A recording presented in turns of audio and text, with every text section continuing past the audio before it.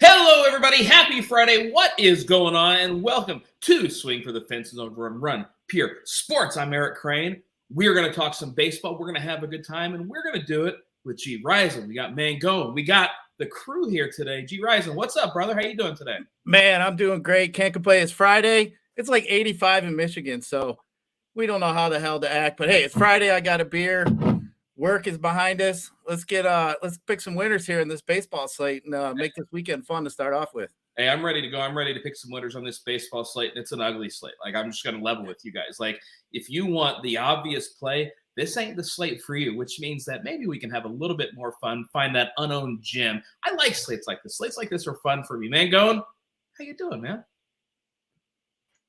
Doing good. Just got off doing an NBA show earlier. We did the rundown. It was a lot of fun. Talked some NBA winners, and yeah, we got MLB to talk about here though. Nice little 12-game slate on a Friday, and leading into a fun weekend, right? NBA is this weekend. We got MMA. I know the MMA show. I think it's still going on while we're doing this right now. So got a lot of things to do this weekend. Even NASCAR. So excited to hang out, have a good weekend. I'm sure G Rising's going to be drinking it up this weekend with some of those Modelo's, and we'll have a good time. Yeah, that's nothing wrong with that. You're drinking the beer. I'm drinking the water. Mango, what's your drink of choice right now? Oh, so actually, you might like this because you like energy drinks, or at least have in the past. Yeah. I've been drinking some of those Monster energy drink things. Okay. They're delicious. They taste like you're drinking a Monster, basically. I recommend the green one, which is the normal one, or the red one, which is a berry. But I don't like the peach one. The white one's fine, but those are very delicious, and then clean them off with some high noons later on in the night. You get the energy going. You get the drunkenness. It's all good. It's upper and a downer together. Like the peach drinks, I don't get the peach drinks. I don't Okay, like it's just who are the people out there that are keeping these drinks in business? Honestly, the berry, I get that. The green one, haven't had it. Willing to give it a try. The peach ones, like G Rising, I see you shaking your head too, man. Like you just don't mess with it. That's just too much sugar, man. You can't drink too many of those. Like that's like maybe just a couple if you want to have, thirst to quench or something. I mean, but shit, if you're going to drink like 10 or 12 or, 18, the whole box, you got to have you a Modelo, get you a safety meeting, eat an edible. You're good to go. Yeah, we got peach drinks. Holy smokes in the chat. Like, like nobody's messing with that. Ain't nobody having the peach drinks. That's just not how we do it. We got the new ultra right beer. I don't know about that. I don't know anything about it. I'm not a beer drinker. I don't drink beer. Like I don't like G Rising's grinding the Modelo's. I drink Captain and Diet. That's the only thing I drink. It's I like what I like. I am a very simple man. That's how I roll. I'm also simply going to talk about these pitchers because Mangone, these guys suck. Like the highest K prop on the slate is 6. We don't have any pitcher that you're sitting here saying, man, I love this guy. Chalk Nestor Cortez. I'm not excited. I'm not thrilled. I don't want to pick any of these guys. DraftKings says I have to pick 2 of them. Mangone, let's talk about these pitchers because on the high end, Rasmussen, you're worried about the innings. Senga, okay, but he's 10-4. Do you really want to pay 10-4 for him? Nestor Cortez at 9,500. Mangone, talk to me about these guys. What do you think? Yeah, one thing to note, if you don't like, and we're not sponsored by any show, and I know G Rising likes FanDuel, if you don't like taking 2 pitchers, you can go play FanDuel, right? That's something I used to do. I'd be like, I'd look at the slate and go, oh yeah, this is more of a FanDuel day than a DraftKings day, just because I did not want to pick 2 pitchers.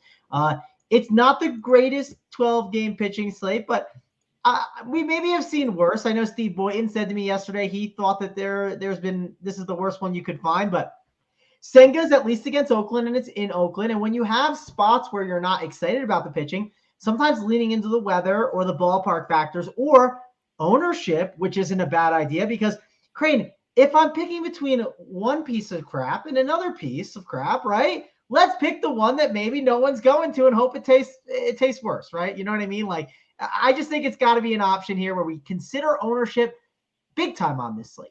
There's no amazing pitching options. Like if you have a slate where there's a lot of good pitchers, you consider maybe going a little off the board to another option because everyone's gravitating towards one.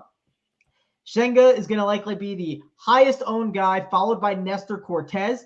I think those are going to be the 2 most popular options here in this spot. They're also expensive, but again, 10-4 and 9-5 for me personally, I haven't noticed like a huge difference in the pricing mattering as much. I know we talked about it on the slate before that you couldn't get all those expensive Blue Jay stacks in, but maybe you prioritize your hitting more than your pitching today. That's another route that you can go, and then let the pitchers kind of fill out the rest of your lineup. So I do think those are going to be the most popular options that people go to. Cortez, perfectly fine, but he is going up against this Minnesota Twins team. And what did this Minnesota Twins team do the other day? They absolutely crushed. And one reason why I was on the Twins yesterday is because the weather was really good in that game. It was wind blowing out and it was 87. Now we got the wind blowing across and it's 81 degrees, but 81 degrees is still pretty good compared to, you look at Boston, that's going to be 58 degrees. That's not as great of a hitting environment. So weather is going to play a factor here, and that could hurt a guy like Nestor Cortez in this spot. So like I said, if I had to pick between one or the other, I would probably lean Senga as being my favorite pitching option of the two between him and Cortez. But don't be afraid to get off the board and try to find some guys that you might want to consider. I know Garcia is another one that you could consider there in this spot. I know Texas's team, it's definitely looking rougher without Corey Seager, right? I mean, we get the parts of the season when you lose a big bat, Garcia is going to be able to go up against only Marcus Semien and like Adolis Garcia. Are you scared of that bottom of the order between Jonah Heim, Brad Miller, Travis Jankowski, and Leody Taveras? Not really. So there's definitely some spots to take advantage of. The question is, how do you factor it versus the ownership? Those are the pitchers that we're looking at as probably the most optimal pitchers today that people are going to be rostering. It's between those three. So one thing you could do is maybe set a rule, max of one of all three of those guys, just to give you a little bit of a contrarian look from the field. That's definitely going to be a rule that I set in my lineups today when I MME. G. Ryzen, what do you got for me, man? Are you paying up a pitcher? Are you trying to save? Because look, if everybody sucks, like Mangone says, we want to go low ownership, but we also maybe save some money. What are you doing at the pitcher spot, G. Ryzen?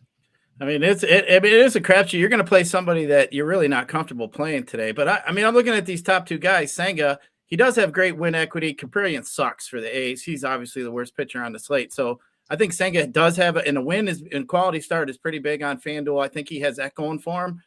But I just don't like any two guys that are chalk that are going to be limited at 90 pitches. Excuse me. So the last two games the last games they've been pitching, it was only, low 90s, upper 80, pitch count that they got to.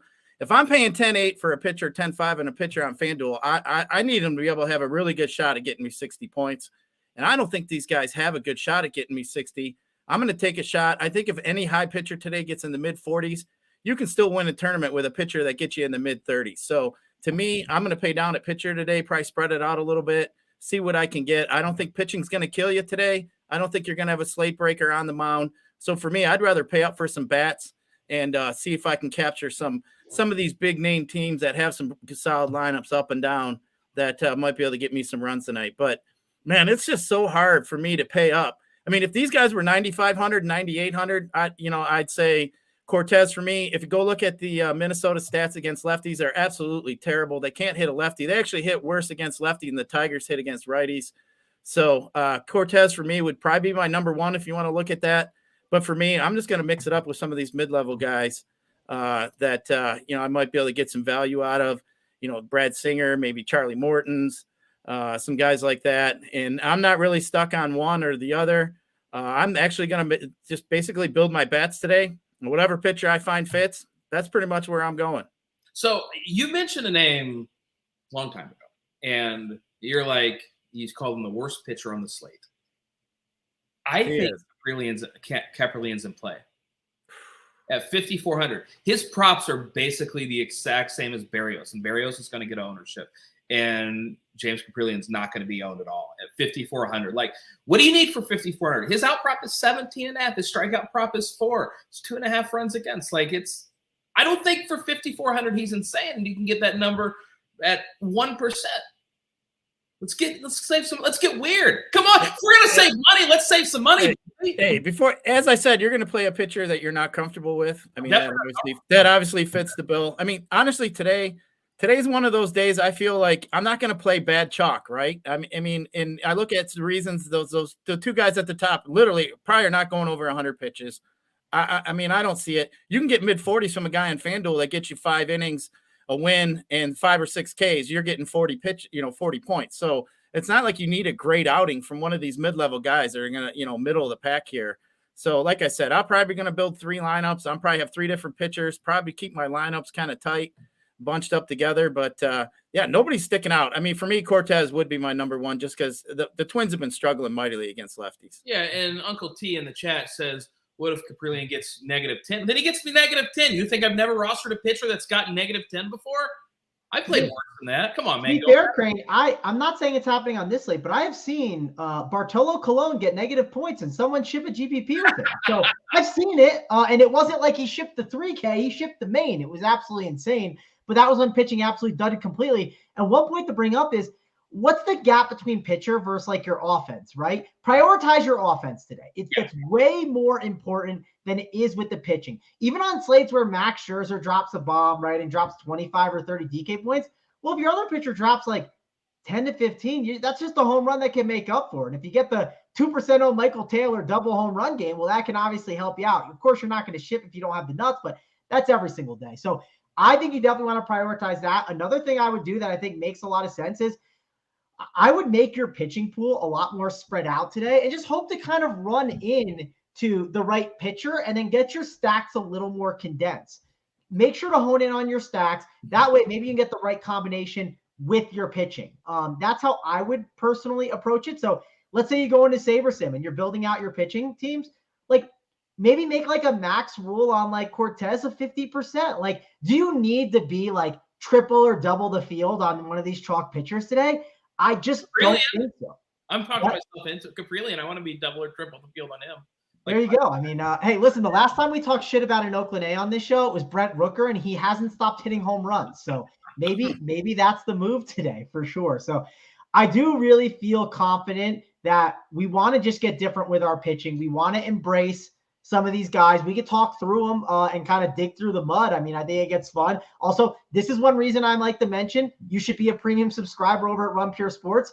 I'm going to admit, I am not diving into the pitching analytics like Draft Cheat, right? And all these different things. This is one thing when I get off the show, I will make sure to double check and say, is there anything DC's looking at in his pitching pool that I might have missed? He talked about it in the Discord last night, talked about how Joe Ryan was a great play. And he was one of those gems that helped get some people to the finish line. We had one of our members win $62,000 last night. So yeah, you got to make sure you're over there, a Run Pure Sports subscriber. Go sign up.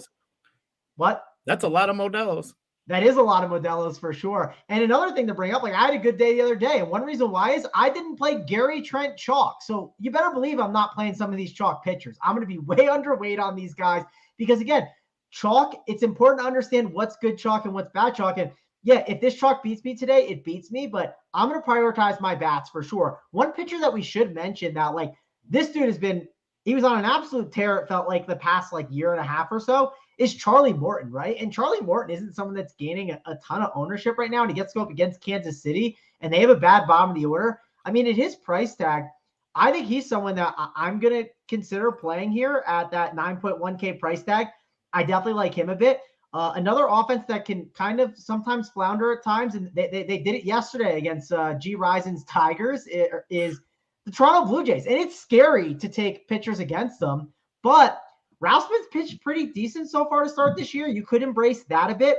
Another offense no one wants to target. No one wants to target the Dodgers ever. But to start the season, wasn't everyone racing to play Justin Steele? I just think there are options here that are below the top end range that we could take some chances on for sure. So Charlie Morton is a guy that I noticed that is going a bit under-owned that I kind of want to consider. Another guy who has a ton of upside, maybe Crane can give me a take on it, is the St. Louis Cardinals guy, Mr. Jake Woodford. He has shown upside at times, but he's shown not having a lot of control. But he gets the Pittsburgh Pirates. So it's a good matchup to target. And when you don't understand, when you're watching the slate and you don't really have a good read on a situation, targeting matchups with just gross pitching isn't the worst idea. So I don't know, Crane, do you have a take on the St. Louis Cardinals pitcher today? I know that Jordan Montgomery was in all the winners yesterday, but it's tough for me to ever justify taking Cardinals pitcher because they all are just fucking awful. Montgomery's not for what it's worth, Crane. I love Montgomery. I think he's. Yeah, I like Montgomery. The whole like Jake Woodford's a guy that I'm not excited about playing. He has low strikeout upside. Like he's very rarely going to go more than 5 innings. Like it's just not a spot I'm looking for. We kind of glossed over Luis Garcia And I think at 8,600, like, is he going to be popular? Yes. I think he's in the running, though, to be one of the highest scorers or the highest scorer on the slate. He's somebody at 8,600 I have a lot of interest in. And I'm glad you said that about Charlie Morton, 9,100. Same props as Cortez, and Cortez is going to be chalk. Morton's not going to be. I'm going to be playing some Uncle Charlie Morton. I don't have a core spot today, Crane, but I would put Charlie Morton in my core personally. He would be a guy that I would key in on for sure. Yep. I'm looking at Morton and Garcia myself as my two. Maybe outside Sandoval, but Garcia and Morton are standing out for me. I'd rather pay down a little bit for those two and take a chance at getting 40 than me paying up for Cortez or Senga, who I don't believe either one will get a 50 burger on FanDuel. So I'm not paying that high of a price. I think they're overpriced. Hey, you guys, who apparently is underpriced?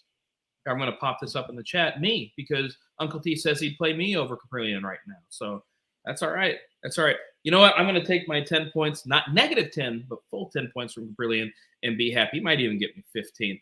Let's talk some bets. How we do this? We just go game by game? Is that how we're doing this? We do it all 12 games, or are we just talking about some of our favorite bets? No, so what we do is we typically we go game by game. That way we don't miss on bats. We talk about ones that we're under on, we're high on, and then also we can sometimes touch on pitching along the way, right? Because we're talking about it, and maybe as you're breaking it down, you're like, you know what, I should consider this pitcher more, especially because we've talked about some pitching, but I don't know, we might look at a spot, we might see a really gross lineup come out, and then be like, hey, that lineup looks terrible. Why not consider targeting it a bit? All right, well, let's talk about our first game then. It's Cleveland at Washington, 9.5 run total. Cleveland minus 158 favorites. And G. Risen, Guardians are the chalk. Look, they have the highest team total. They are going to be high owned. They're not really all that expensive. You have Josh Naylor hitting fourth for 4.1K. Stephen Kwan, who just never strikes out, leading off for 4.3K. We know that everybody's going to play these guys. This is a slate where I'm not excited about any hitters. So I sure as hell am not going to play the chalk Guardians. Are you going to play the chalk Guardians? Absolutely not. They were 29th in homers last year. They're 29th in homers this year. I mean, it's about on FanDuel about chasing homers. Maybe a one-off guy like Naylor or something. I'm not interested in stacking up these Guardians. I'm not interested in ever really stacking up a team like the Guardians. They're kind of like a team with me like the Royals, who are another team that are popping up on a lot of optimizers. I mean, they just score runs kind of small ballish. They're not going to wrap off 5 homers in a game. You're not going to see too many double dongs from any of these guys on either of these teams. I'm just not going there. If everybody else is going to be playing it, thank goodness, let them all go. Let the sheep all go that way. We're going to go a different way. And this is a day that you stack up a team that's got a lineup up and down, maybe like the Orioles or somebody, as we kind of talked a little bit before the show. But let all the masses go everywhere else. I mean, if Cleveland and Kansas City beat me, so be it. I'll just drink an extra Modelo, have another safety meeting, and move on to tomorrow. Yeah, it's not a spot I'm all that interested in either. And Mangone on a slate like this, when a team like Cleveland is chalk, I'm happy they're chalk. I'm happy to play slates like this. Are you on Cleveland, Mangone?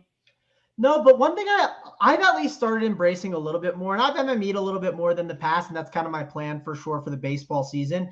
I think you can play these Guardians, but more as one-offs, right? I know G. Rising mentioned a little bit, but like that's okay to get a mix of them. I don't need them as a main stack. Sometimes even I'll just do the mini stack. I don't need the mini stack on this slate, but I'm not going to just X them out of my pool completely. If I get them as a one-off, that's perfectly fine. If I have a 5% owned offense and then it gets rounded out by one of these guys that's like in the top of the order for the Guardians, perfectly fine with that. But not going to go out there and just stack this team up.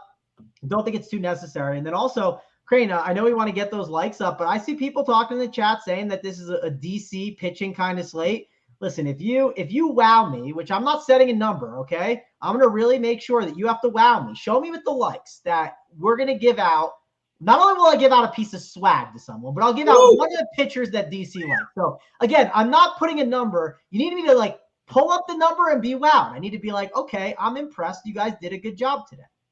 All right, you heard it. We got 360 watching. Click that like button. Just do it. It's a little thumbs up. Helps us out over here at Run Pure Sports, and we appreciate that. And another thing I appreciate is how fast this is going to go. Are either of you interested in the Nationals? No, I'm not. No? All right, there we go. We're done. All right, let's talk Twins at Yankees, 8.5 run total. The Yankees minus 178 favorite. We talked about Nestor Cortez. A lot of people are going to be on him. I would imagine that Anthony Volpe leading off for 3K at a tough shortstop position is going to get some ownership. G Ryzen, are you playing Volpe? Are you playing the rest of these Yankees? Maybe the Twins? Yeah, probably not the Twins. What are you doing for the Yankees? I mean, strategically, in a slate like this, you know what? It's not a bad idea to stack up against the chalk pitchers, to be honest. I mean, just because there isn't anything that really stands out. I mean, I don't mind that at all, especially two guys that you have. I mean, if you want to take that chance, you're still getting a pretty good team in somebody like the Twins. I personally think that Cortez is probably the best pitcher play, but I'm still afraid I can't really win a tournament with a guy who's going to get 90-some pitches. But, I mean, Minnesota has struggled against lefties, as I said. I mean, maybe they right the ship. But, I mean, really, nobody's going to be on them. They're a decent team. I mean, it's not a bad idea. I'm just not going to go there. But if you're MMEing, I wouldn't leave any of these guys out against these chalk pitchers. I mean, if one of these chalk pitchers blows up, you're going to be – I mean, it's instant print if you have it. Mangone, are you interested in the Yankees or the Twins? Yeah, I mean, one thing to call out is, like, if you don't like the chalk pitching, is this a slate to maybe play some of the, like, leverage bats, right? Like, Twins. Like, this Twins team just dropped 11 runs, right? It's 80 degrees out. Is it that crazy to consider the Twins against Cortez? I mean, is it that crazy? I think so. Like I don't think Cortez is going to put up a giant fantasy score, but the dude just doesn't get blown up. Yeah, he doesn't get blown up, but I think some one-offs, as Mangone's saying, isn't a bad idea. Some of these Twin bats are pretty cheap at the bottom. I mean, you get some guys that are pretty cheap, might hit you a homer, but and that's definitely some good leverage, especially against a guy like Cortez. I don't mind it at all. I really don't. I'll just say this. When we get to each chalk pitcher, let's at least have the conversation. I think it's the slate to have the conversation about. Like, no one's like, oh, look, DeGrom's on the mound. Let's stack against him. Like, it's just. Do you know how fast I would play DeGrom if he was on this slate? Well, everybody would. 150 of 150. I would not even think twice about it. For the Yankees, of course, you can play Aaron Judge. And, if you want to stack up the Yankees, one of the nice things is you get a few cheap spots, right? We talked about Volpe leading off for $3K, Franchi Cordero, $2.8K, Oswaldo Cabrera, $2.5K. So you can save a little bit of money if you're stacking up this Yankees team. They're not my favorite stack. I don't hate them. I would understand if you did it. Let's talk about our next game, and it's a game where I would understand if you played one of these sides. It's Tampa at Toronto. It's a 9-run total. Tampa Bay, who's just winning every freaking game. They're minus 126. Drew Rasmussen, Jose Barrios. Mangone, I'm going to start with you, man. I don't really want to play either of these teams. Are you going to be playing either of these spots? Yeah, I will admit my computer's being slow, so I can't get to the Jays prices. How are the Jays prices? Are they bad like they've been? Like they're expensive. Like the top three guys are all 5.3 or more, then 4.6, 5K. Like against Rasmussen, I can't do it. Yeah. Another thing to note is when this is like a long-term thing. When Brandon Belt is in the lineup, he's gonna project well in projections. Like, just X him. Just when you play your stacks, like, for instance, James McCann the other day. I wasn't that excited about James McCann. He was popping on every single team when you played the Orioles. You know what? Brandon Belt's in the lineup. Just X him out so you get better Blue Jay stacks. I'm going to tell you something. The Brandon Belt experience has not been great. Yeah, he's terrible. Sure. And I don't think it's going to get any better until you see bad as Javi Baez. Nobody's as bad as Javi Baez. Javi Baez is a fucking disaster. Yeah. But again, I think this is a spot where Toronto, they're fine. But if you obviously, if you play these guys, one, get rid of Brandon Belt, make sure you prioritize Vladimir Guerrero, and then make sure when you play them, like you said, expend up for them and then embrace some of these cheap pitchers. That's kind of how I would play it. Another thing too is what the optimizer might push when you play these Blue Jays in the expensive ones. It might push like a Nestor Cortez with a Senga, and then it's like all these really, really crappy Toronto bats. Like, make sure to just have that team where it's like going cheaper a pitcher. Prioritize, like if you're going to play the Blue Jays, say prioritize the 1 through 5, or like maybe like 4 of like the top guys from the 1 through 5. That's how I would handle the Blue Jays. I think they're okay, but they're not a stack I'm going to prioritize today. There's other ones that we'll get to that we'll discuss that I think are in better spots, and I just don't know if I want to spend my salary in that way today. I don't want to spend my night like rooting for the Rays to lose their first game of the year. Like I don't want to do that. I'm not going to pay all this money for Toronto. Like, no, look, the argument is they have a lot of power. Nobody's going to play them because they're so expensive, blah, blah, blah, yada, yada, yada. I am going to be in the camp also of I'm not going to play them. They're too expensive. I don't want to mess with it. G. Ryzen, are you playing Tampa? Are you playing Toronto? Are you ignoring this game? What are you doing here? Barrios has generally been pretty good against righties. So, I mean, I wouldn't want to stack up. I mean, we all know the Rays are pretty good at baseball. I mean, I've been debating if I actually want to bet on them to win the World Series. Generally, when teams start out hot like this, they generally ride it all the way through. They look like they just smell like a team that's going to win. The eye test is there. Everything's there for the Rays. But, to me, I keep waiting for that game and these big blow-up spot in Toronto when everybody realizes the fence have been moved in a little bit there in Toronto. Yep. Maybe this isn't the right spot, maybe the right series, but there's going to be a series. There's going to be a shitload of runs scored, and I'm going to try to be on one of these games at the beginning of when it happens. The Rays are obviously a team, playoff-type team. They got good bullpen. Blue Jays, same kind of spot. They probably won't get blown up. I kind of thought that Toronto spot would come with the Tigers, a lot of people were on them, but there's going to be a spot where they're not going to be chalky, and that Toronto is going to be pretty tasty. But I just don't think this is the spot here today. I don't think either pitcher is really going to get blown up. I mean, you can make an argument to put either of these two pitchers in your playoff, in your pitcher pool if you were going to MME. But I'll probably leave this one alone. And truthfully, I think this is a spot I'd bet on the Blue Jays. I think the Rays run comes to an end today, actually. All right, that's a little contrarian. I'm not touching this game.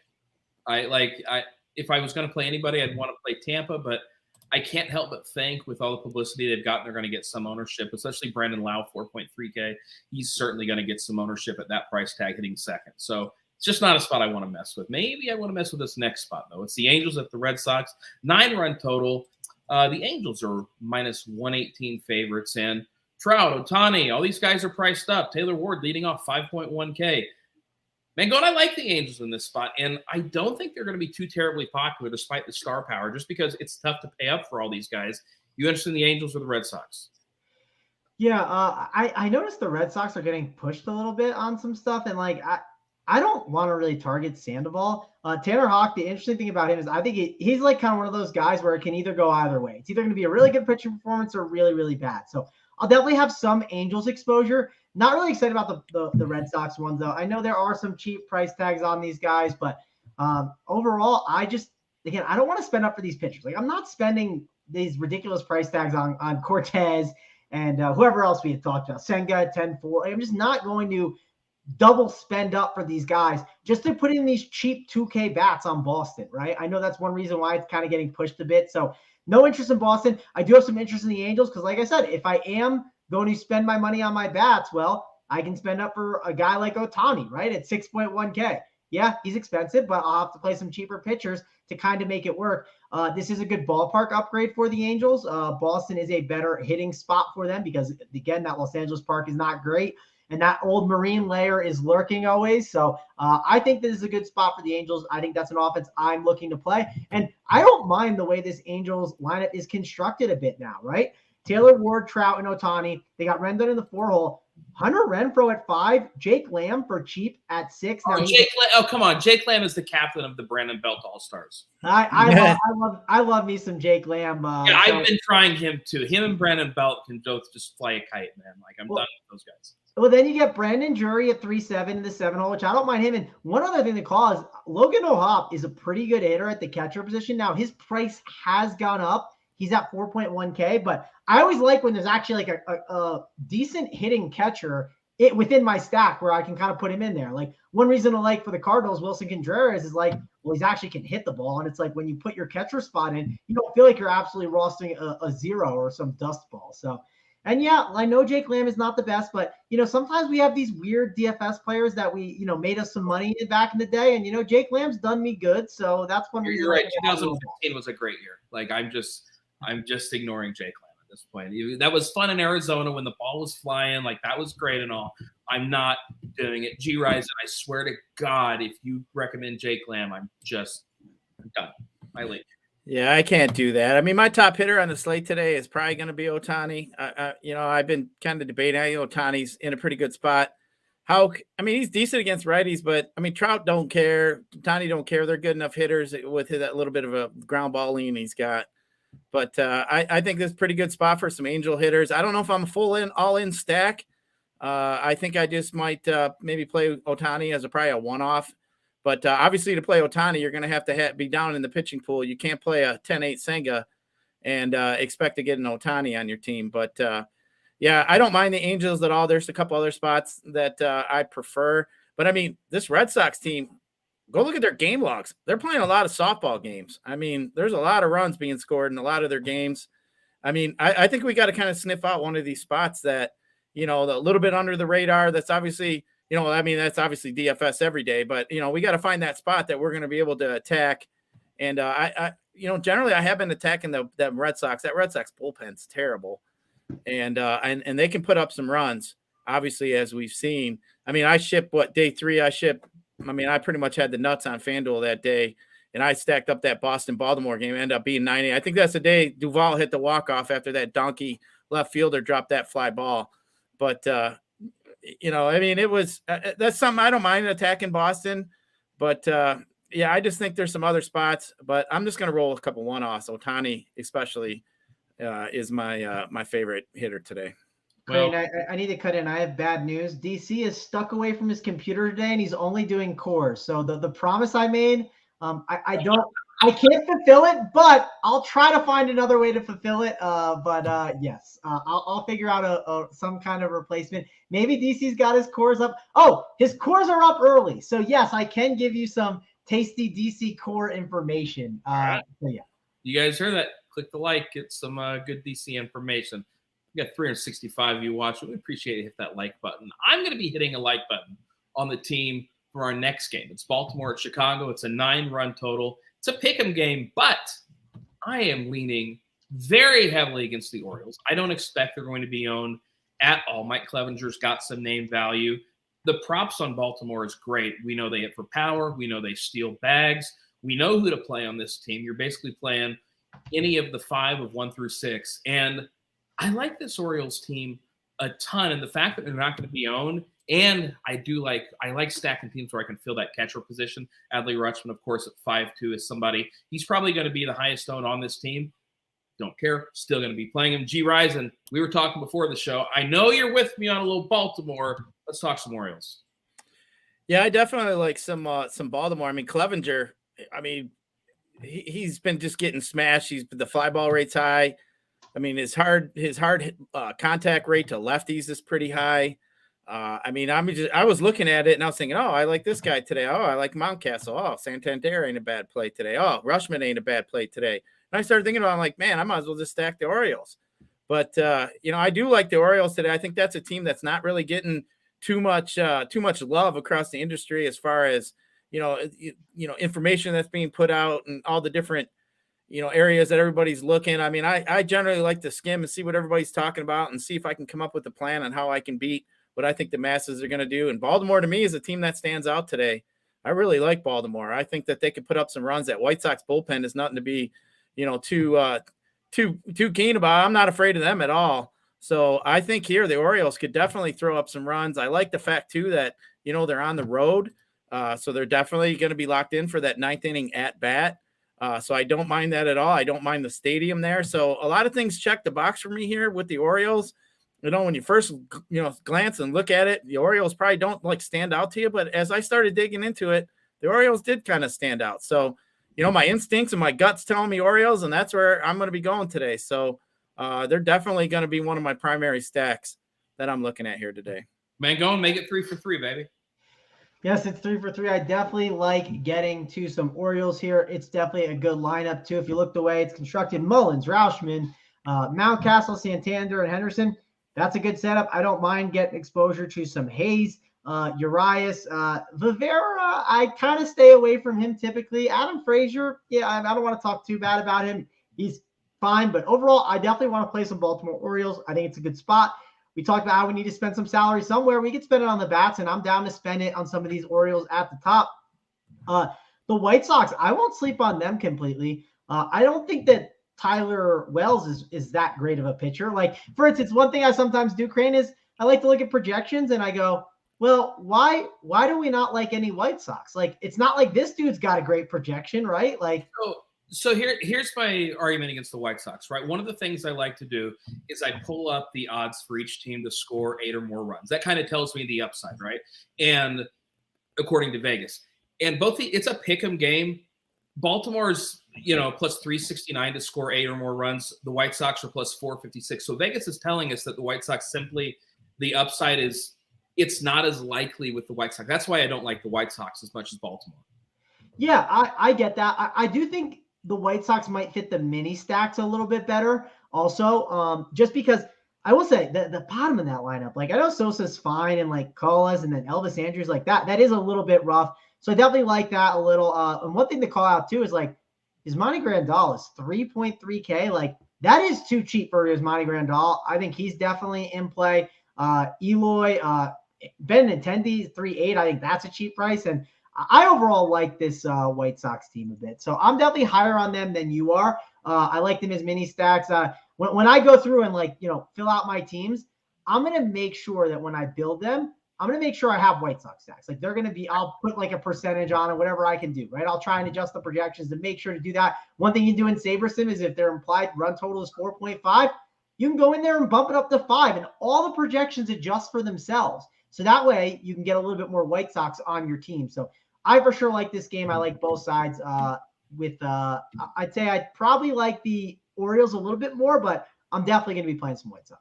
All right, let's talk Braves and Royals. It's 9-run total. The Braves minus 132 favorites on the road against Brady Singer and the Royals. And G-Ryzen, I guess some people are going to play Atlanta. I don't think they're going to be too terribly popular. I know the Royals are going to be chalky, and as you were talking about before, I don't want to mess with this game, man. I just don't want to do it. Are you playing the Braves? Are you playing the Royals? Are you happy to be fading? The chalk Royals seems a little weird. Yeah, the chalk Royals against the Braves and Charlie Morton is a little weird to me. I'm not going the Royals. I mean, like I said, Indians, Royals, to me, those are teams that just aren't going to be – they're not going to hit 4 or 5 homers in a game. They may score 10 runs. They're going to have 1 homer. I'm not interested. But, yeah, I'm going to stay away. I actually like Singer. I like both pitchers, actually, in this game. I think it's going to be a lower scoring game. I actually was contemplating and betting the under in the first 5 of this game, actually. I like that bet. So I was kind of looking at that, but I'm not interested in any of the Orioles. I mean, if you want to go Bobby Witt, Royals, like maybe, if you want a shortstop, if you want to go somewhere like that, I don't mind that at all. If you want to go Witt, but for me, I think I'm going to pass on some of these other guys. I mean, you could look at some cheap bat like Rosario over there with Atlanta. I mean, if you wanted to do that, you could.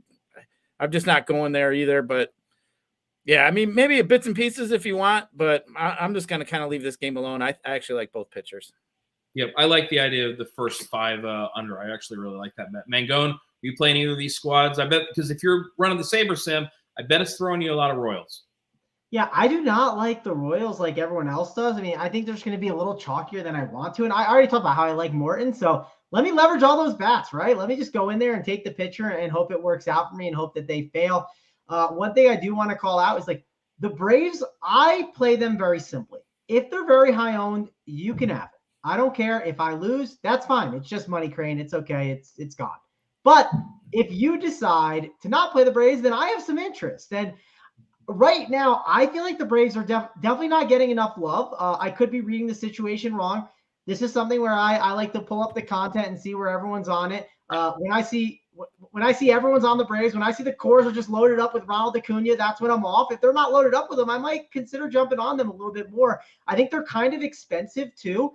And I think people will struggle to get them in their lineup. So I have some interest in the Braves, but I want to definitely reevaluate it once I get off the show. That's kind of my take. If that's how you want to handle it, I think it's a great way and great rule of thumb of how to handle the Braves. Great. Yeah, and they're not going to be owned. Nobody can pay because everybody's playing Cortez. Everybody's paying up a pitcher, which is, again, not the slate to pay up a pitcher, boys and girls. But yeah, and good point in the chat. Like Singer is good, and I agree. Singer is good, but like the Braves are the favorite to win the World Series, right? Like they're one of the best offenses in the league. You're telling me you're scared of Brady Singer? Like, come on. Like, I mean, an under-owned Braves team, you always have to consider. I think that's fair. Like they're not, I'm single entry Crane, man, and they're not on my list, but I'm on Baltimore. I don't know. I don't mind Atlanta. It's just they wouldn't be near the top of my list. One team that is agree. Again, real quick, Crane, we're not targeting Jacob deGrom. This is Brady Singer. Can we at least call this out? Right. Like Yeah, like it's just like it's not like we're like, oh, the Braves. Apologies to the Singer family. I know they're big fans of the show. I know you guys are watching, so big apologies to Brady Singer's parents. I don't know what Mangone's talking about. I think the kid's great. Let's talk Texas at Houston. 8.5 run total. Houston, big minus 172 favorites. I'm not playing the Rangers. This lineup, especially without Corey Seager, is just not good. On the Astros side, I have some interest, and some of these pieces are cheap. Chas McCormick, he's 3.9K. I don't even hate the idea of Jose Abreu at 4.3. G. Risen, I'm going to kick it off with you talking about the Astros, and I'll be right back. Yeah, I mean, Luis Garcia actually is one of my favorite pitching plays today. So, yeah, that Ranger lineup is mentioned without Seager is definitely something that I do want to attack. The Astros are another team. I mean, he's got decent lineup up and down that, you know what, Mangone, since he's gone, you know, we'll just talk it out here. But, I mean, that's the kind of team like you feel like when you're in a situation like today, in a slate like today, these are times that you can get a great team at sub like 5% ownership. Yeah. A team like the Astros, a team like the Orioles, a team, you know, like I just think today is a day that is take a chance on some teams. I think you're going to see the ownership spread out. Pitching is going to be a little spread out. I think the two guys, Nestor and Singer, are going to be chalky. But, you know, I think today's the day you can mix it up. And I'm just going to stick with the teams that are good, stack a few of them up and see what happens. I mean, I'm not playing some of these weak, chalky teams like Kansas City and Cleveland. Yeah, look, if you want to say I want to play Houston and I don't want to play Kansas City, I think that's a pretty damn good take. Mangone, what do you think about this Astros squad? So, like, I don't mind the Astros. Like, the Astros are fine. If you want to take a chance, I feel like I can't play every team. So I've planted some flags on some. I'll plant some on another. One thing I have planted a flag on is not targeting Martin Perez. It just hasn't worked out for me. Whenever I've done it. Exactly. Yeah, I agree. And so, like, I'm just going to say Martin Perez continues to deal and find a way to get the job done and limits the damage enough. Now, will I X out Yordan Alvarez as a one-off or Kyle Tucker as a one-off? No, I will not. Like, I'm down to get them as one-offs, even maybe a mini stack. I wouldn't hate it, but I'm not going to full 5-man against Martin Perez. It just hasn't worked out. I feel like I did it like 2 years ago. And then eventually I was like, this guy has my number. I'm going to stay away. And the guy just kept continuing to print. So I'm just going to stay away from Martin Perez. Yeah, and it's weird because this isn't the Astros team we're used to seeing. You know, we used to see anytime there was a bad lefty on the mound, it would be, okay, we can play Correa. We can play Jose Altuve. That's not the squad we have here. You know, as far as the lefty mashers, we just got Bregman. So, I don't know. Like, the Astros are fine. I'm not in love with them. They're fine. One team I am in love with, and I don't know why I'm not wearing the Cardinal jersey on the show. I usually rock the Cardinal jersey when I do the show. I got the Cardinal Way up here. I got the Chris Carpenter Wheaties box, signed Wheaties box back there from the 2006 World Series. So it's good times over here in Cardinal land. And now we get to play the Pirates, who stink. Not that we haven't been losing to teams that stink anyways. It's the Pirates at the Cardinals. It's a 9-run total. The Cardinals minus 158 favorites. Mangone, I'm going to kick it off with you because, look, Jake Woodford, I don't like him. I'm not stacking this crappy Pittsburgh team. The Cardinals, though, always have upside. They've always just so much power. The question is, will they make contact? I don't know. Mangone, talk to me about the St. Louis squad. Well, one dude who made contact last night was Burleson. That dude was smashing the base. He's good. Dude, he's people don't know. Oh, I know. Top 100 prospect. Like, he's a legit prospect. Yes, he's one of those guys. I'm going to buy, and I'm buying him today. I'm buying these Cardinals. They didn't treat me great yesterday, but I think I'm going to go back to the well on them. I don't think Oviedo is very great. So I'm down to play some Cardinals today. They're one of the higher run totals that I'm interested in. Again, we can't just sit there and just say, oh, I'm going to tout every run total that a team has that's above 5 or around 5. But this is what I want to be interested in. I want to look at the Cardinals. I want to be playing them. I just think it's a good spot. Like I said, Burleson, dude's been smashing the ball. Donovan at the top. He's a great way to fill out second base. Let me tell you, second base is not typically a fun position to roster. So I like when I can put some actually talented players in there. Goldschmidt, Arenado, we know they can hit everyone. They got that catcher spot in Contreras where it works. Nolan Gorman, 4.1K. He's someone else at second base that you can plug in there that I do not mind and has some power and pop. Like, listen, this 6, 7, 8, and 9 is not bad between Gorman, O'Neill, Carlson, and Edman. I think it's a good spot here. So I'm interested in the Cardinals, Crane. They'll definitely be an offense I'm targeting today. Yeah, and you mentioned one of the keys to playing the Cardinals is that they're a little bit easier to stack, like especially if you want a mini stack, because they fill out the catcher position, they fill out the second base position. That typically, like, they actually stack really dang well with the Orioles. G. Rison, what do you think about the Cardinals tonight? You know, when you were first explaining this game, you had to bring up the 2006 World Series. I mean, as a Tiger fan, that's still kicking me in the balls. That was the best team ever to win. That game, was it Game 5? Look at that. Look at that. Terrible. Carpenter. Look how good looking that guy is. That makes me drink. I'm gonna have to have a safety meeting after that one. But anyway, hey, I'll tell you. I mean, looking at some of the teams, I was looking for a reason why, not to stack up some of these teams. I mean, Pittsburgh's pitcher, Oviedo, I mean, this dude's got a over 60% ground ball rate. He's keeping the ball on the ground. I mean, that just kind of worries me a little bit, since St. Louis hasn't been seeing the ball very well in the last week or two. They just haven't been putting up too many runs. I will say this Cardinal team does a really good job of hitting the ball in the air when they hit it, which is not always. They're as boom or bust as the team as it comes, because you've got guys in Burleson, Goldie, Arenado, Contreras, Gorman, O'Neill that hit the shit out of the ball, but they don't always make contact. It's really frustrating, because I want to like this Cardinal team. Another thing, I don't know what's with this Cardinal team. This is one of the toughest spots for me, because are they going to be chalk? Are the Cardinals chalk tonight? I don't think so. I really don't. I don't think they are. I mean, they might be in the top 5, maybe. I mean, they are. I mean, they're intriguing. But and it doesn't look like they're going to be chalk. And the Cardinals are one of these teams that, if they're chalk, I don't want to play them. If they're low owned, though, and it appears they're going to be low owned tonight, I kind of like them. The other thing I looked at too, I mean, when I was looking at that game, that over under has been bumped up and bet up from 8.5 to 9. So I kind of like to look at that too, at midday throughout the day. You see some money coming in and bump up and over. I mean, obviously there's a reason why, a number has moved up a little bit. So sometimes too, when I'm fishing for stacks or looking for games, that's something I like to look at and see what the betting trends have been on some of these over unders. And that one has, jumped up a little bit today. So I don't mind that at all, but I think St. Louis for me has been a team lately. I've just been kind of picking one-offs, from these guys. They're a team, like you said, they got a lot of power. They haven't really all put it together yet, but I mean, for me, there's a lot of one-off opportunities. As you mentioned, you can fill some holes in different positions that maybe not be so fruitful. And St. Louis guys are definitely a good team to look at. I think they're a perfect secondary stack team. Find the stack you like and fill it in with Cardinals with high upside. I just named off 6 guys that all have big time power. So you're selling me more on the secondary stack, Crane. I will say. I think that's the way to go. I really do, because if you're playing Baltimore, you don't have a second baseman. All of a sudden, you can play. I prefer Gorman to Brendan Donovan, especially at a $700 discount. But I think both those guys are perfectly fine. Alex Burleson, 4K. He just hits the crap out of the ball, and he's going to get pitches to hit, especially with Goldie hitting behind him. So, if you don't want to play Adley Rutschman for some reason, Wilson Contreras just look terrible, by the way. But yeah, I don't hate. I like them as a secondary stack. I don't think I'd full stack them, but if you just want to go run 3 Cardinals, I don't think that's crazy. Let's talk Brewers and Padres. 8.5 run total.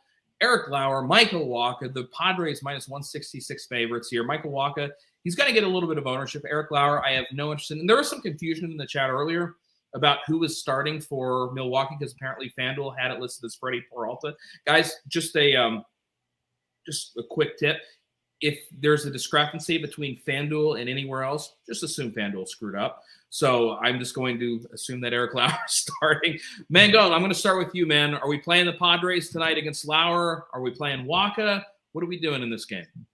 Yeah, I mean, I just don't love this stadium, and it's like 56 degrees. Like, I'm just not excited about this spot. I definitely prioritize weather probably a little bit more than some other people. That's one reason I think that Cardinals game is pretty good, because the weather's good there as well. I think I'm just staying away from this one. I mean, on yesterday's slate, I went over and I said, hey, no Brewers, no Padres on my stacks. One-off, sure, I'll take Juan Soto and Manny Machado and Grisham as one-offs, but I just X the game. And you know what? I'm cool to X the game here on this one. I understand the Padres are always going to have a pretty decent projection. And against a guy like Eric Lauer, sure, he could get a hold of them. But for me, I'm not interested in these pitchers either. Yep, I'm with you. G. Rison, are you on the same page? I mean, Eric Lauer does give up. I mean, he gives up a lot of power to righties, man. I mean, give me a year or 2 years ago, man. Nelson Cruz was the automatic ping button when he was going against the lefty. I mean, he was a lot. Good to me, man. Like I like Nelson Cruz. I mean, and Machado. I think Machado's in a really good spot too. I mean, if you pay down for pitching and you want to maybe upgrade. One thing to do too, I was explaining when we had the Run Pure party, I was telling Mikey, we were in the car, we were talking about some shit in baseball. I was like, if you ever get a stack you think is chalky, like say the Yankees, take out Judge, throw in somebody like Machado instead of somebody else, add a fourth Yankee. Now your big bat is a little different. The other one, your big bat there beats that stack still goes off. You got a pretty good chance to be ahead of everybody. So a guy like Machado today, I think is in a pretty good spot. A guy like Cruz, they might be a good secondary stack nobody's going to look at. But, I mean, Cruz for me, he's a cheap, low price bat that you could probably get. I mean, he could definitely hit you a homer. That dude still at his age still has the pop. But, I mean, for some one-off guys, those are a couple guys that I don't mind. As Mangone mentioned, the weather isn't always, all that great there in San Diego. They talk about, that marine layer that comes in there at night, and it kind of calms the ball down a little bit. But, I still think those two are in pretty good spots here tonight as one-offs. Yeah, and in the chat, just a couple quick things. They prefer Gorman Donovan, 400 difference on FanDuel. I do prefer Nolan Gorman in that spot. And, you're mentioning the weather. We were talking about the weather being warmer in St. Louis. I just want to say that is why I live close to St. Louis, because the weather is known to be nicer than in San Diego. All right, Mets and A's. Real quick. I haven't looked at the likes. I'm scared to look. Okay, it's not good. Andrew's ratting everybody out. He said they're shitty. I am planning on trying to give away a piece of swag and DC's core pitchers. I'm going to give you the 2 pitchers he is on for this crappy slate. And I hear the likes aren't going well. I haven't opened the YouTube to see what it is, and it's probably not great. I need to hit my like, but we're going to wait for you guys to get my like. But figure it out. Okay, we need to get those likes up. If so, I'll give away a piece of swag. I'll also give away DC's 2 core pitchers. But again, and if you're a member, please don't hold it back, right? Okay, we're trying to do something nice. Maybe you'll be the lucky person to be able to get these swag, but hit that like for the people. Let's bring in the good mojo for a Friday as we kind of close out this show. All right, let's talk Mets and A's. It's an 8-run total. Senga, Caprillion. Look, I already said at the beginning of the show, for you guys just tuning in, apparently I've lost my mind because I don't mind Caprillion in this spot, which means I'm not going to like the Mets. I'm not going to like this game. I like both the pitchers in this spot. G. Risen, are you playing the Mets? Because I know you're not playing the A's. I know that's not happening. Yeah, I mean, Caprillion, he's just bad. I think he's the worst pitcher on the slate, in my opinion. I mean, he hasn't shown any ability to throw any strikes over the plate. I mean, he's just been shitty all year. The 2 games I've watched him. I mean, Alonso, I think he's a great one-off. I think you could look at a few of these Mets bats. I just don't like the park. I mean, I've been in this situation so many times, and you think the matchup looks great, and then you're over there in Oakland. They got the big foul ball line, big foul lines. I mean, it's just like, man, it's very rare that you see a blow-up game. But Caprillion sucks. I mean, I think maybe some one-offs for the Mets. I think the Mets might be a stack that might be a little bit chalkier today just because of Caprillion. But I think I'll probably be a little bit underweight and maybe throw in maybe a one-off or 2 if I can get there. Because you're going to be able to load up some bats if you decide to go with some mid-level pitching today instead of going up to Cortez and to Senga. So, I mean, I don't mind Alonso as a one-off. I actually would have him in my top handful of bats here on the entire slate. Mangone, just say you're fading the Mets. They're too popular. Caprillion, he's going to do well. Like, just come join the party, man. Come on. To be fair, Caprillion has had 5 and 6 strikeouts in his 2 starts, one against Cleveland and then one against His props are really good. He's like projected to go 6 innings with 4 strikeouts, 2.5 runs is over only -130. Like, his props are freaking good for a guy that's supposedly the worst pitcher on the slate. I'll tell you this, Crane. There's a higher percentage chance of me playing Caprillion than playing the Mets. Come on, baby. Let's go. It's also because there's a lot of good offenses, ones that I want to already play. And like, if an offense in Oakland beats me, it beats me. I'm just sorry. It's Oakland. It's not a ballpark I like to target. Now, if it's during the day, a little hotter out, yeah, that's a little more interesting. But nighttime Oakland, I'm out. And there's a better chance I play Caprillion. Like I said, Craig, I'm not saying I'm going to play him. Don't go find my CSV and say you didn't play Caprillion, but I'm not going to play any Mets. Hey, Mangone, I'm saying that in this conversation, there are 3 ping pong players, okay? One of them, Uncle T, he likes the Mets. And the 2 best ping pong players that say Uncle T, here we go. We prefer Caprillion. So, just saying, I think I got your back, Uncle T. Hey, that's fine. You can be wrong together. That's all right. That's all right. I'll be on Uncle T's side. You can sit shotgun with him in the Mustang, okay? Right on the Mets train. Man, we be pimping hoes like no tomorrow, and the 2 of us in that car drinking those with the.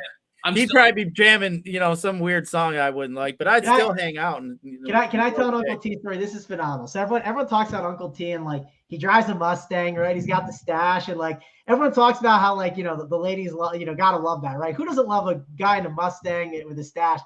We're going through the Wendy's drive-through like in October, and this woman at the drive-through, literally before Uncle T hands over the card or says like it's gonna cost like $20, she goes, I love the Mustang. That's how she started off the conversation at the drive-thru. It was absolute gold. Uncle T just starts licking his mustache. Like, that's good stuff. Say, girl. Uncle T's legendary down there by that Cincinnati River. Everybody knows who Uncle T is. Hey, we got 2 games left and 2 games that I'm not all that interested in, but let's talk about them anyways. It's the Cubs and the Dodgers, 8.5 run total. The Dodgers minus 168 favorites. It's Justin Steele. It's Noah Syndergaard. G. Risen, I'm not playing either of these pitchers. I know Syndergaard's going to get a little bit of ownership, and I kind of get it. I just like other guys more. Justin Steele, not going to get any ownership. I'm not paying nearly $8,000 for a pitcher against the Dodgers who's not all that good to begin with. I still don't even like the hitters in this game. So what are we doing in this game? Do you like the hitters? Do you like the pitchers? What are we doing? Yeah, the Dodgers are usually a team like, you guys were saying, hey, when nobody's interested, I'm interested. That's usually the Dodgers for me. One, I just seem to like that late hammer too. When nobody's on the Dodgers, I seem to like to jump on them. But man, you look at Justin Steele, the dude gave up 8 homers in last year in 24 games. I mean, it's just the guy doesn't get blown up. I'm just not going to go there. But hey, this Cody Bellinger revenge game, you got him going back up against his team. But, for me, you're right. I don't really care for either side here. But Syndergaard is somebody that, definitely could get blown up. I'm just not a fan of playing the Cubs here in this spot. Maybe if you want to pick off a couple one-off guys, Nico Horner, I mean, that guy's somebody I generally look at and I'm interested in when I'm looking up and down that lineup. But, I think I'm just going to pass here. There's some other spots. I'm only going to play 3 teams today. They're just not going to make the cut. But Cubs are a little interesting just because Syndergaard does have he does get blown up a little bit. I do like that 9th inning at bat. I mean, you look at all these games today, really, they're all 8.5 to 9s. There's no 10. You look at the run totals. So, I mean, it's really, really Vegas is telling you it's one of these nights. Like that's what they're telling you. Yeah, and I seen like 3 people in the chat mention Nico Horner. It's one of the weirder things I can remember. He's leading off 4-2. I guess he's fine, but I'm not like, jumping up and down for Nico Horner. Mangone, are you playing anybody from this spot? No, I think this one's a fade for me. I mean, listen, I won't tell anyone if you play the Dodgers and you play them nightly, I'm not going to tell you not to play them. I mean, listen, they're a good offense, but there's one I'm not playing. I typically wait to play the Dodgers until it gets a little bit hotter out. I don't love this stadium. So, yeah, I think I'm out on it. One thing to call out, though, Noah Syndergaard is on the mound. So, there are some stolen base candidates you can make a case for on the Cubs. So, like when I kind of run my teams, if I see like a Cub sprinkled in there, I'll check to see if they're like a guy that's got some speed to him. And like, if he is, I'll allow it. Right. But other than that, I'm really not looking to play many guys in this game. Yeah. The Cubs are like oddly expensive. Like the 2, 3, 4 hitters are all over 5K on DraftKings. It's very strange. All right.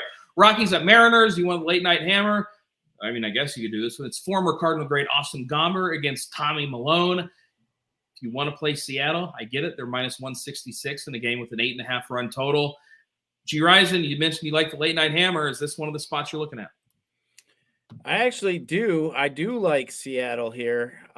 Definitely interesting spot. But what is kind of scaring me, Seattle has not been hitting lefties all that well so far this year. I mean, they're hitting 200 as a team. They've only had 7 starts against lefty, 80 at bats. They've hit 2 homers. They've struck out 28 times in 80 at bats against lefties. A little bit concerning. But Seattle's definitely one of these teams. I think they're a young team. I think what you're going to see is, Seattle's going to be up or down, but I definitely think this is a situation against Austin Gomber. I don't think he's that great of a pitcher. I was afraid. Yeah, he's bad. So to me, I'm not going to look in too far into the lefty stats that I'm seeing here. Seattle, for me, is a team that I do like. I mean, Julio Rodriguez. I think this is a team that's quietly one of the better offenses in baseball, actually. Kyle Riley's been hitting well. I don't mind it at all. I think Seattle is one of my favorite teams. I think you could look at Seattle, maybe a Baltimore kind of stack, I think is interesting here today. Maybe where you look at like a Baltimore where you get 4 Baltimore guys on FanDuel, maybe 2 Seattle guys, maybe 2 of the Angels if you wanted to go that route. But I think Baltimore is going to be my main stack. I think Seattle is my top secondary stack that I'll probably have on 2 of my 3 teams that I do play here today. But I'd probably be on the short side of the stack where I only have 2 or the 3 guys here today. Yeah, I like Seattle. They're one of my 5 favorite squads on the day. And Niehaus Suarez against a guy like Austin Gomber gives up a lot of fly balls. I like Mangone. Are we on Seattle too? Yeah, I'm definitely in. It's 3 for 3. We definitely like Seattle here. Their ownership should be lower, that's great. You get a nice little late night hammer. That's good too. But the key is, I mean, you get some really power righty bats against the lefty that can have struggles at times. Yes, it's not an amazing ballpark. Totally agree with you on that. But Julio Rodriguez, Ty France, Eugenio Suarez, Teoscar Hernandez. I mean, all 4 of those guys could easily be home run candidates today that you would not be surprised if they hit one out. AJ Pollock's in the 5-0. Jared Koletik's looked good, even lefty. I don't think it's crazy. He has looked a lot better. And when these guys kind of get going, especially someone like him who struggled, I want to be along for the ride. Tom Murphy is a cheap catcher too. He helps round out your team to be able to help you get in some of those big bats like Julio Rodriguez. So I think Tom Murphy is certainly in play. I mean, overall, this Mariners stack has a lot of power and pop. If you remember, like 2015, 2016, remember that Royals team? They were just like playing, just getting singles and doubles. That's how they get their runs. Royals for like 10 years. It's still the same team. True, but that exact team was when they beat my New York Mets in the World Series, and it was very hurtful. But that's why I kind of call them out as the team. But when Julio Rodriguez scores, it's not an RBI single, right? It's typically a bomb. They have so many power bats where when this team actually puts up runs, they're in bunches and they're actually like valuable fantasy points, right? So I think it's a really good spot here for the Seattle Mariners. They're definitely a team that I'm going to have on my stack list. All right. Mango, and how are we looking on those likes? Last I looked, it wasn't good. We can give them another chance to try and figure it out by going through our top 3 stacks each. I think that's a good way to do it. I don't know if we should even give out the plays of the day. That's how bad it's been, Crane. I mean, I don't know about you. I'll pull it up right now. Last I looked, I closed it out. I said it's not looking great. You got to get the likes up to get the plays of the day. We're at 419 watching, 187. So we haven't even gotten at least 50%, which is embarrassing. So you're at risk of the plays of the day. You're also probably not getting the DC pitching core and swag. But again, terrible. Wow me. Like push it home. Be like, Mangone, you're a donkey. We've been waiting for this moment. You know what I mean? Everyone said that the Lakers were going to lose to the Timberwolves. And what happened? They turned it around and wowed him. So wow me here. Oh, that was so great. I live bet the Lakers, man. And that whole time I'm just like, this is just absolutely miserable. This is awful. And then he had that 3 in the core. Conley missed the 3 and they fouled him. And I'm just like, this is it. This is going to be an all-time bad beat of my life. That is in a nice emotional roller coaster that like you were on for 2 hours. And when you're hanging out with someone, they watch you at the end of the night and they were like, I told you they were going to win. And you're like, no, you don't understand. You don't understand. Never in doubt. All right, let's talk about our never in doubt stacks. G. Ryson, top 3 stacks. Who you got? I'm going Baltimore, Seattle, and then the Angels. Okay. Mangone, top 3 stacks. Yeah, I'll put let's see. Baltimore's on there for me. So I'll put Baltimore on the list for sure. Agree on that. Not excited about Clevenger. St. Louis is going to be my number 2. I definitely like St. Louis a bit here on this slate. And let's go. let's let the people know. Brady Singer is not Jacob deGrom. Let's go with the Atlanta Braves number 3. I'm just sitting here. I'm building a FanDuel lineup right now. Sorry, guys. I'm not even paying attention. All right. My top 3 stacks. You know what? I don't have 3. I only have 2. I only have top 2 stacks. It's Baltimore and it's the St. Louis Cardinals as that secondary stack. I wasn't sure. I was iffy. I'm on the Cardinal train, though. I'm going to be sitting here watching the game. I'm playing a little poker tonight. It's going to be a good night in the Crane household. Mangone, check out those likes, brother. How we doing? It's disappointing. We're not giving anything out. You guys got to figure it out. You got to come back stronger tomorrow. There's tons of content for you to figure it out with. We have the premium show coming up next for those premium subscribers that, are signed up. You get to get JSU, you get to get Big T, and you get to hang out with Holden, however you feel about Holden, enjoy his time. But they're going to be giving you the NBA winners, so be sure to check that out. We had an MMA show, so if you want to check out the MMA content, there's the playbook by title on the premium side. Be sure to check that out. We have a free show that you can go hit the damn like on over there and help us out. And Crane, I'm good with not giving out the plays. We put in the Discord chat and withhold them. But I'll tell you what, Mangone. I'll tell you what. Just because we like the people. I had a couple beers. I'm feeling good. I'll give out my home run call. How about that? We'll give out one home run call. We'll give it out. I like Ryan Mountcastle today to hit 2 dongs. Up in smoke, safety meeting play of the day is Ryan Mountcastle. All right. I like it. Mangone, are you giving yours out? No, I'm not giving them out. The people needed to figure it out. Great. If you want to give away a play, that's fine. I'm disappointed in the people. 50%, the bar is set pretty low at that. And don't say now it's at 50%. People left because they got mad at me. People were like, this guy sucks. So I don't know what to tell you. All right, I'm going to go with the guy that is absolutely on fire. And if he makes contact, the ball is going out. And I assume he's going to make contact tonight.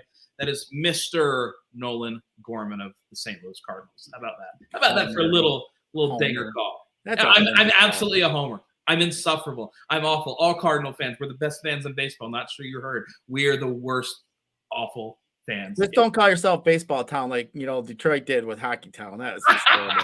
Well, we can't be a hockey town right now because the Blues freaking stink. By the way, I'm not sure if you just saw that.